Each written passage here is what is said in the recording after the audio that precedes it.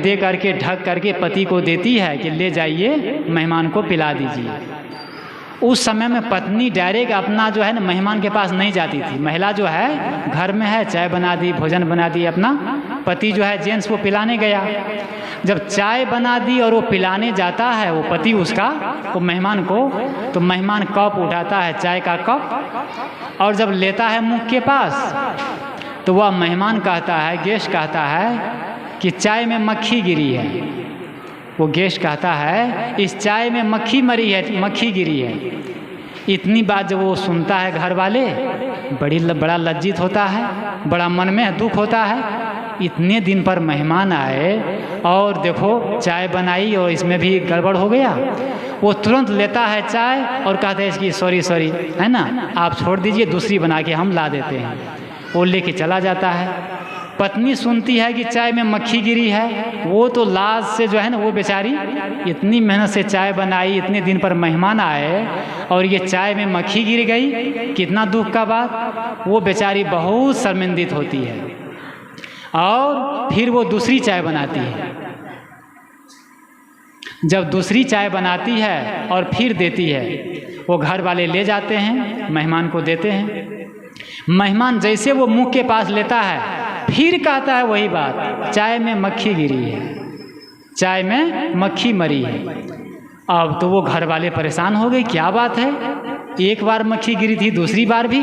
अब तो वो और एकदम बेचारा दुखी हो जाता है, लज्जित हो जाता है। वो चाय लेके जाता है। फिर पत्नी तो एकदम बिल्कुल वो जो है ना लाज से एकदम वो बेचारी शर्मिंदित हो जाती है। और पत्नी फिर तीसरी चाय बनाती है, चाय बनाती अब फिर देती है। फिर जब वो लेके जाता है, फिर जैसे वो कप लेता है मुंह के पास, तो वो आदमी कहता है चाय में मक्खी मरी है, तीसरी बार। अब तो गजब हो गया। फिर पत्नी के पास वो ले जाता है। पत्नी तो एकदम गुस्सा जाती है कि क्या बात है, मैंने पूरे ध्यान से और सावधानी पूर्वक चाय बनाई है और चाय में मक्खी कैसे मर जाती है। वो चौथी चाय बनाती है, चौथी चाय, ठीक है ना। चाय बना करके और पति को कहती है कि आप हटिए, आपको चाय मैं नहीं दूंगी, इस बार चाय मैं ले जाऊंगी उनको पिलाने के लिए। वो क्या कहती है, इस बार चाय मैं ले जाऊंगी पिलाने के लिए। बहुत ध्यान से सुनिएगा ये वर्ड। वो पत्नी जो है अपने से ले जाती है और देती है चाय। चाय वो जैसे लेता है और मुंह के पास लेता है, वह कहता है चाय में मक्खी गिरी है, चौथी बार। पत्नी देखती है उसको निहार करके, तो कहते हैं सर चाय में मक्खी नहीं गिरी है, आप चश्मा तो खोलिए। चश्मा जब खोलता है तो चश्मा के भीतर से मक्खी मरी चिपकी हुई थी चश्मा में, चश्मा में वो मक्खी मरी हुई थी। अब वो मेहमान जब देखता है सचमुच ये चश्मा में अंदर से मक्खी मर के चिपकी हुई थी। अब तो लज्जित हो गया, शर्मिंदित हो गया, दुख भी हुआ उसको। मक्खी कहाँ मरी थी, कहाँ मरी थी, चश्मा में ना। मक्खी चश्मा में मरी है और क्या कहता है, मक्खी मरी है चाय में। साहब 4 कप नहीं 4000 कप भी दे उसको तो क्या दिखाई देगा, मक्खी ही दिखाई देगा। क्योंकि मक्खी कहाँ है, चाय में है कि चश्मा में है, चश्मा में है ना। ये कोटवर्ड है, एक सूक्तियाँ हैं। हमारी दृष्टि, हमारी नज़र, हमारा दृष्टिकोण, यदि हमारी दृष्टिकोण में मक्खी मरी है, अर्थात हमारा दृष्टिकोण गलत है, मन गलत सोच रहा है और मन में बुराई है, तो क्या दिखाई देगा, सब दिखाई देगा, सब जगह गलत ही दिखाई देगा। ये कहते हैं कि दृष्टि का इलाज है लेकिन दृष्टिकोण का कोई इलाज नहीं है। नज़र का इलाज है लेकिन नज़रिए का कोई इलाज नहीं है। तो महापुरुष का जीवन जो होता है, उनकी नज़र कैसे होती है, उनका दृष्टि कैसे होती है, पॉजिटिव होती है, सकारात्मक होती है। और वो सकारात्मक दृष्टि से अच्छाई देखता है, देख करके वे हर लोगों में इसी संसार में आकर के संसार से वो मुक्ति प्राप्त कर लेते हैं, कल्याण प्राप्त कर लेते हैं और समाज को अच्छी चीज़ें देते हैं। तो हम सबको क्या चाहिए कि हमारी दृष्टि अच्छी हो। दृष्टि का अर्थ है हमारी सोच, हमारे विचार, हमारी भावना। जाकी रही भावना जैसी, प्रभु मूरत देखई तिन तैसी। ये रामायण की चौपाई है कि जिनकी भावना जैसी होती है उसके भीतर वैसा ही दिखाई देता है, वैसा ही दिखाई देता है।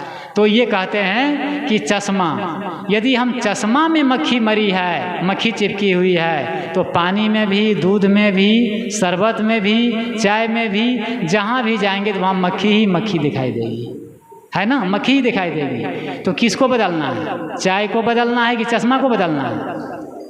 चश्मा में जो मक्खी है ना, उसको हमें चेंज करना है। अर्थात वो चाय में दोष नहीं है, दूध में दोष नहीं है, पानी में दोष नहीं है, किस में दोष है? हमारी देखने वाली दृष्टि में, आँखों में। एक आदमी बीमार था, एक आदमी था बहुत मोटा ताजा और गरीब आदमी था। तो वो आदमी दुखी था और बीमार पड़ गया। उसके बीमारी क्या थी? वो ये उंगली है ना, ये उंगली को वो जहाँ भी लगाता, सिर में लगाता, हाथ में लगाता, पेट में लगाता, जांघ में लगाता, पैर में लगाता, जहाँ भी लगाता वहीं दर्द, वहीं दर्द। जैसे वो हाथ में लगाता तो कहता है कि दर्द हो रहा है, मैं मारा, वो चिल्लाता। ये उंगली है ना, जैसे यहाँ लगाया तो दर्द, यहाँ लगाया तो दर्द, पेट में लगाया तो दर्द, और वो दर्द होता और चिल्लाता, रोता। घर वाले परेशान हो गए, उनको पटना ले गए। पटना में डॉक्टर चेकअप किया, ठीक नहीं हुआ, उसको ट्रांसफ़र कर दिए, वहाँ भेज दिए दिल्ली एम्स। वहाँ गया और लाखों रुपये खर्च किया, MRI किया, सब कुछ किया, कोई बीमारी नहीं निकली, कोई बीमारी नहीं निकली। डॉक्टरों ने कहा कि हम लोग की बस की बात नहीं है। बीमारी क्या थी? एक उंगली थी और वो जहाँ भी लगाता वहीं दर्द, वहीं दर्द, वो चिल्लाता। जैसे उंगली ऐसे करता वो दर्द होता, चिल्लाता, रोता। डॉक्टर सब थक गए, लाखों रुपये खर्च हो गए, उसकी ज़मीन बिक गई और दर्द बीमारी ठीक ही नहीं होती। क्या करें? अंतिम में सब जगह से इलाज करके वो ले आया, ठीक नहीं हुआ।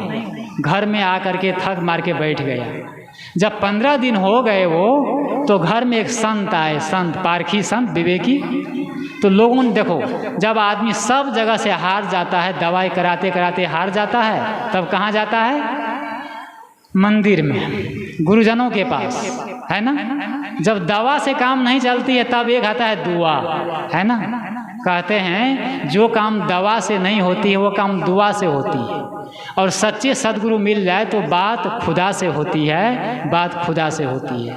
तो जो काम दवा से, तो दवा करके तो वो थक गया था। तो वो आदमी जो है, जैसे संत आया, वो कहा कि बाबा हमारे पति को, हमारे भाई को, घर वाले बताया ये बीमारी है, लाखों रुपये खर्च किए, ज़मीन भी बेच लिए, लेकिन बीमारी ठीक नहीं हो रही है। लाया गया, प्रणाम किया वो आदमी संत को, क्या बीमारी है उसको वो बताया, कुर्सी पर बैठ गया।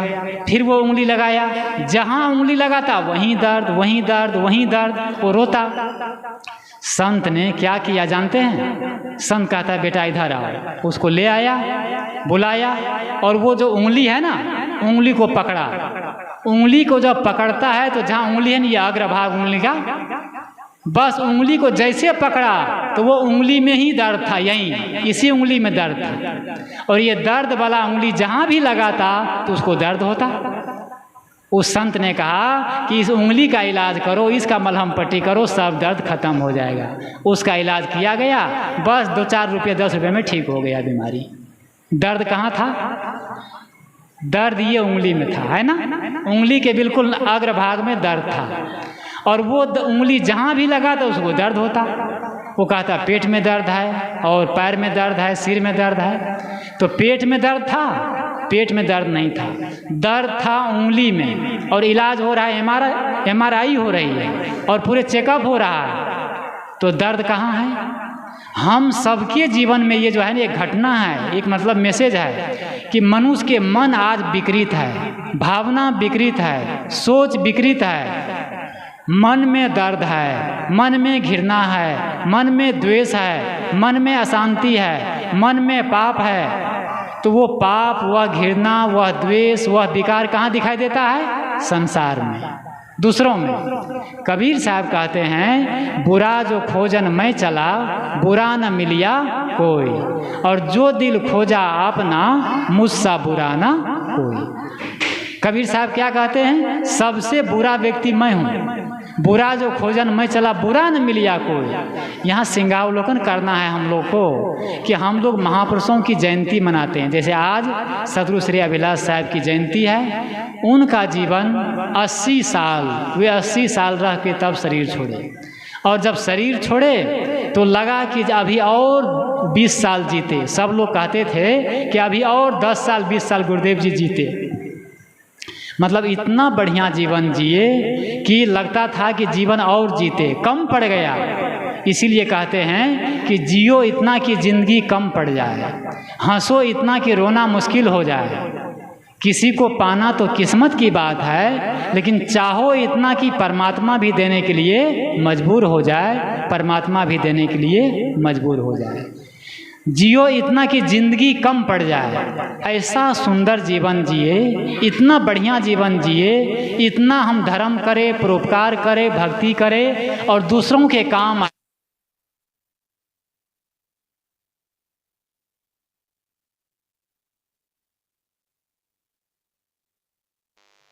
दूसरों के मार्ग में, हमारे मार्ग में आने लगता है। तो इसीलिए हम सबको चाहिए कि जीवन की असली पूजा, असली जीवन का जो संवारना है वह है विकारों से मुक्ति और मनोविकारों से मुक्ति और सारे विकारों से छुटकारा। जिसके मन के सारे विकार मिट गए, सारे मनोमालिन्यता मिट गया, वह कभी दुखी नहीं होता है, कभी अशांत नहीं होता है। आज हम लोग जहाँ परिवार में जीते हैं, समाज में रहते हैं, वहाँ पर आज लड़ाई क्यों है? आपस में सास बहू, पति पत्नी और ननद भाव और देवर जेठान, जितने लोग हैं, आपस में प्रेम क्यों नहीं होता है? क्योंकि मन आज आदमी का विकृत है, मन में शक्तियाँ नहीं है। भक्ति की, दया की, क्षमा करने की शक्ति आज नहीं है। थोड़ा सा कोई गलती किया बस उबल पड़ते हैं, है ना, क्षमा नहीं कर पाते हैं, सह नहीं पाते हैं। क्यों नहीं सह पाते हैं? क्योंकि अपने अंदर में हमें एनर्जी नहीं है, ताकत नहीं है, मानसिक ताकत। जैसे जिसका शरीर में इम्यून सिस्टम, रोग प्रतिरोधक शक्ति कमज़ोर होती है, तो थोड़ी सी ठंडी लगी, गर्मी लगी तो बीमार पड़ जाता है शरीर। इसी प्रकार जिसके मानसिक शक्ति, मन की शक्ति कमज़ोर होती है, तो थोड़ी सी प्रतिकूलता पा करके वह उबल पड़ता है, उसके अंदर में शक्ति नहीं होती है। इसीलिए हम सबको चाहिए, जिस परिवार में हम लोग रहते हैं, प्रेम पूर्ण जीवन, पारिवारिक जीवन जब प्रेम पूर्ण होता है और शांतिपूर्ण होता है, तो समझिए घर में हमें स्वर्ग का वास होता है और घर में जीने में आनंद आता है। जितने लोग घर में हैं, एक दूसरे को जब हम पसंद करते हैं, एक दूसरों को देख करके मुस्कुराते हैं, एक दूसरे को देख करके हम खुश होते हैं, तो समझिए घर में देवी देवता और लक्ष्मी और परमात्मा है और वह घर स्वर्ग है। जिसके जीवन में 5 चीज़ें हैं, 5 चीज़ें चाणक्य नीति में आया है कि हमारे जीवन में 5 चीज़ें चाहिए। पहली चाहिए मुख में मिठास हो, मुख में वाणी में मिठास हो, हृदय में प्रेम हो, दिल में दया हो, मन में आनंद हो और हाथों में दान हो, तो वह आदमी जीते जागते देवता है, भगवान है, ईश्वर है। और मर जाने के बाद वो उसी आदमी की, उसी व्यक्ति की जयंती मनाई जाती है और उसी की पूजा होती है। क्या क्या बातें? पहली बात चाणक्य नीति में कहते हैं कि सबसे पहली बात है मुख में मिठास। आदमी सबसे अधिक काम किससे करता है? वाणी द्वारा। वाणी द्वारा। शरीर से तो कम काम करते हैं, लेकिन जो वाणी है, मन हमेशा चलता रहता है। हम रात दिन बोलते हैं, लेकिन बोलते तो है, लेकिन बोलना नहीं जानते हैं।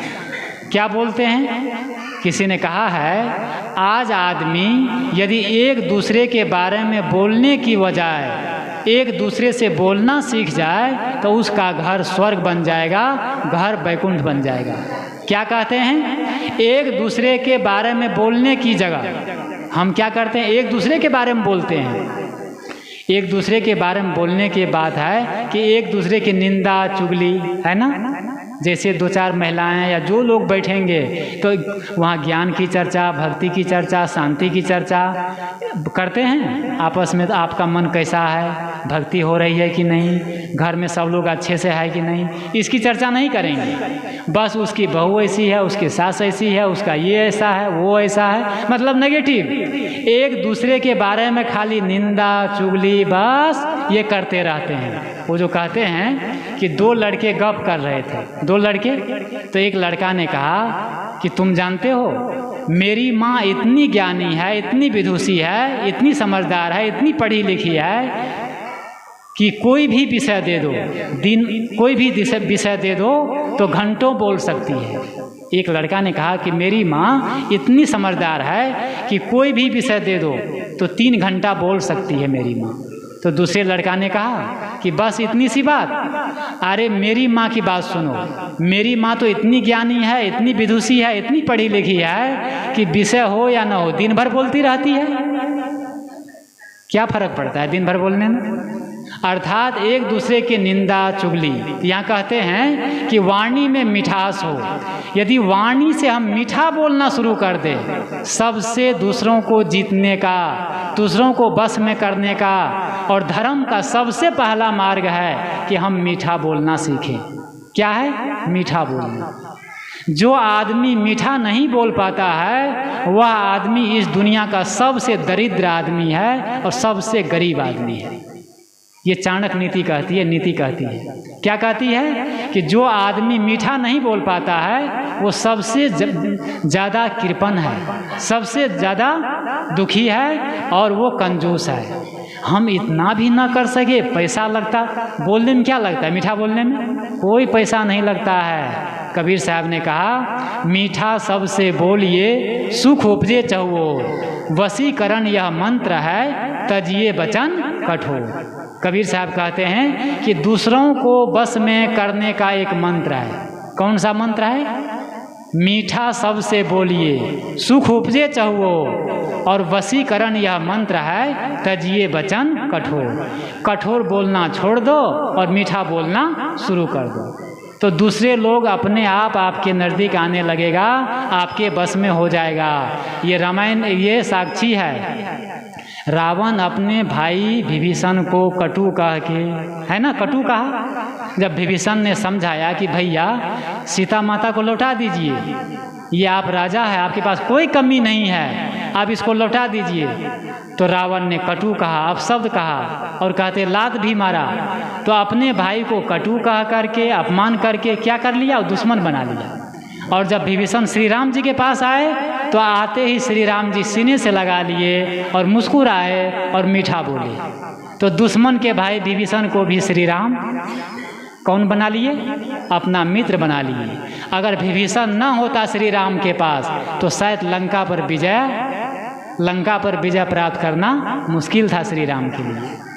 तो दूसरे के भाई को बस में क्यों, कैसे किया? मीठा बोल करके, प्रेम से। तो ये सब हम लोग रामायण का पाठ तो करते हैं। कितना दिन का करते हैं? रामायण का पाठ करते हैं, अष्टजाम करते हैं, 7 दिन का करते हैं, लेकिन मीठा नहीं बोलते हैं, कटु बोलते हैं। तो रामायण का पाठ करने से क्या होगा? तो सबसे पहला सूत्र क्या है? मीठा बोलना। तो यहाँ सदगुरु कहते हैं कि मीठा, और दूसरी बात है वाणी में मिठास हो, दिल में प्रेम, मन में प्रेम हो, मन में सबके लिए प्रेम होना चाहिए, घृणा नहीं।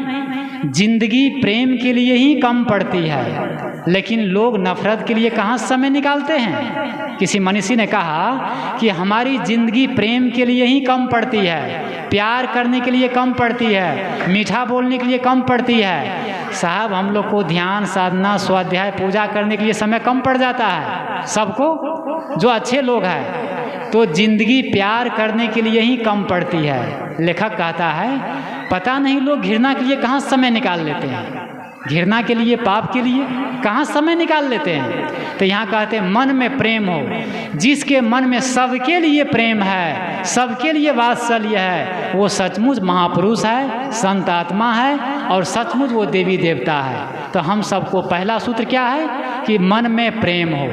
जिस चित्त में, जिस मन में, जिस हृदय में प्रेम होता है वहाँ घृणा के लिए कोई समय नहीं कोई जगह नहीं रहती है, तो हम लोग प्रेमपूर्ण जीवन जिए।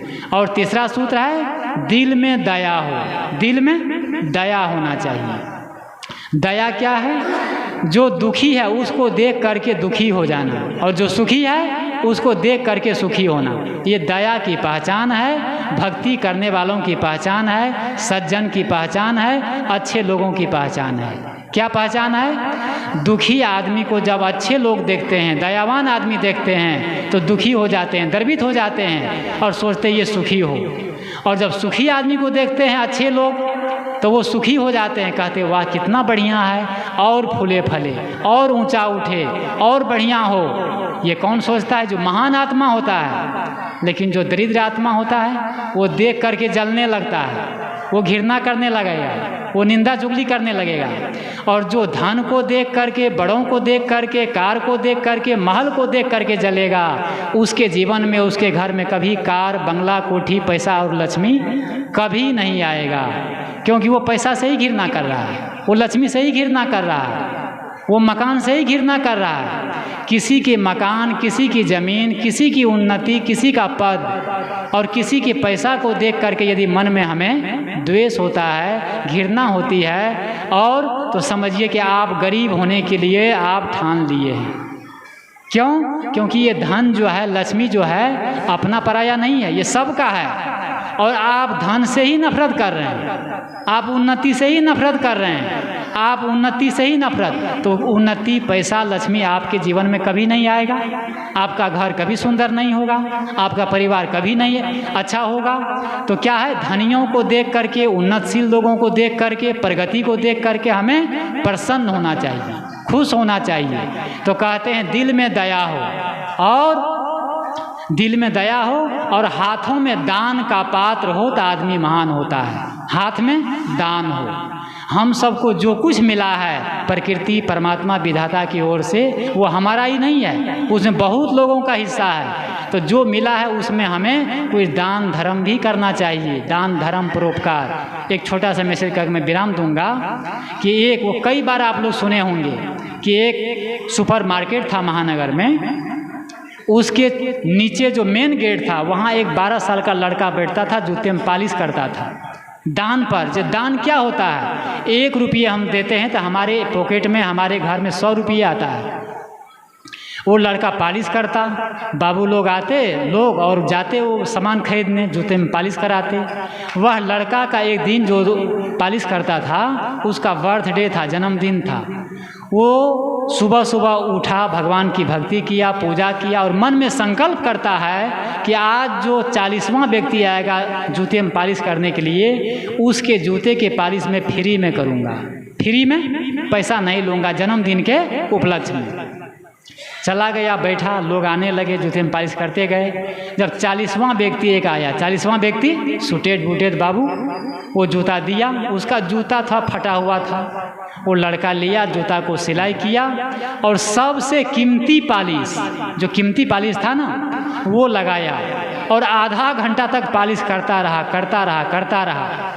और वो पुराना जूता को, जो फटा जूता था, सी करके, पालिश करके एकदम नया बना दिया, चमचम बढ़िया चमका दिया। वो बाबू को दे दिया, पहना दिया। वो बाबू बोलता है, वो आदमी बोलता है कि बेटे इसके कितने पैसे हुए, कितने पैसे हुए?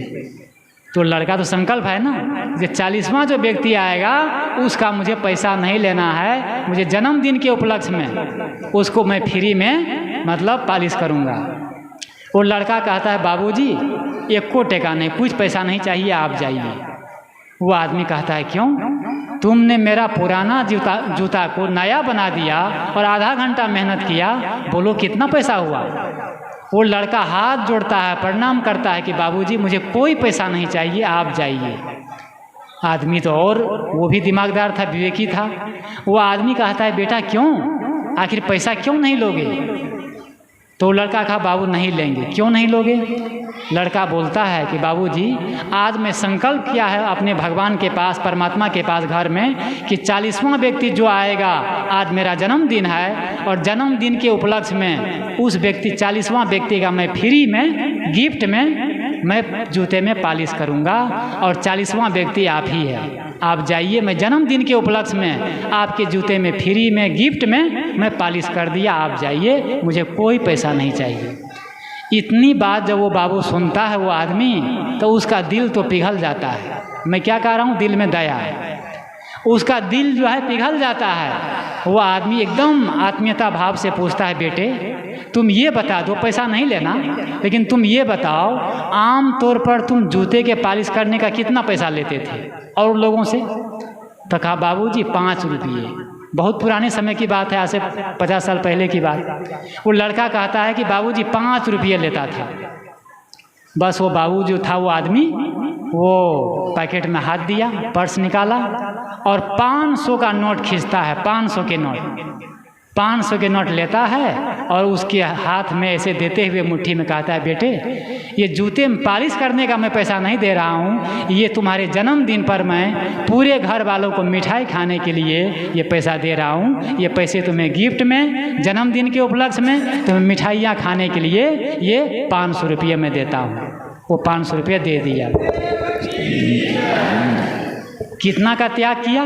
5 रुपये का त्याग किया, है ना। 5 रुपये का त्याग, कितना मिला उसको? 500 रुपये। ये कोई खिस्सा कहानी नहीं है। जब हम हाथ जेब में हाथ देते हैं दान करने के लिए, धर्म करने के लिए, तो प्रकृति, परमात्मा, ईश्वर, विधाता अपना हृदय खोलने लगता है और हमारे करीब आने लगता है। इसलिए कहते हैं कि दान। तो ये ऋषि की बात मैं अंतिम में कहा कि मुख में मिठास हो और हृदय में प्रेम हो, दिल में दया हो और मन में आनंद हो और हाथों में दान हो, तो समझिए कि वो आदमी सचमुच घर में है आप, तो घर में आप देवी देवता के रूप में है और सब लोग आपको प्रेम करेंगे और जीते जागते आप भगवान है। तो ये सब काम हम सबको अपने जीवन में करना चाहिए। तो गुरुदेव जी की जयंती के उपलक्ष्य में, श्री अभिलाष साहब की जयंती के उपलक्ष्य में आज जो है ये आश्रम में ये भोजन भंडारा सत्संग का कार्यक्रम हो रहा है और आप लोग की श्रद्धा भक्ति से सब कुछ हो रहा है और कभी कमी नहीं, सब कुछ पूरा है। तो ये आप लोग की सतनिष्ठा, आप लोग की श्रद्धा भक्ति और भावना ऐसी बनी रहेगी तो निश्चित है आप लोग का भी जीवन पुष्पित और पल्लवित होता जाएगा। इसी शुभकामनाओं के साथ मैं अपनी वाणी को विराम देता हूँ।